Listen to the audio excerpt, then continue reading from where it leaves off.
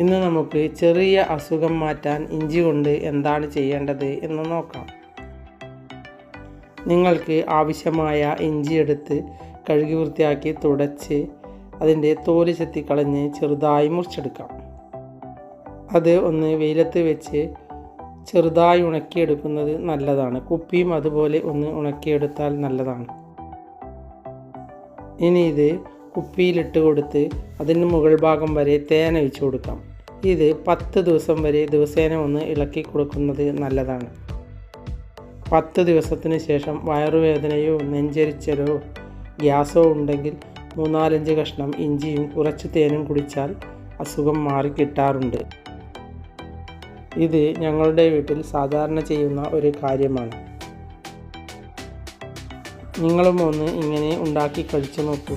എൻ്റെ വീഡിയോ ഇഷ്ടപ്പെട്ടുവെങ്കിൽ ലൈക്ക് ചെയ്യാനും സബ്സ്ക്രൈബ് ചെയ്യാനും ഷെയർ ചെയ്യാനും മറക്കരുത്.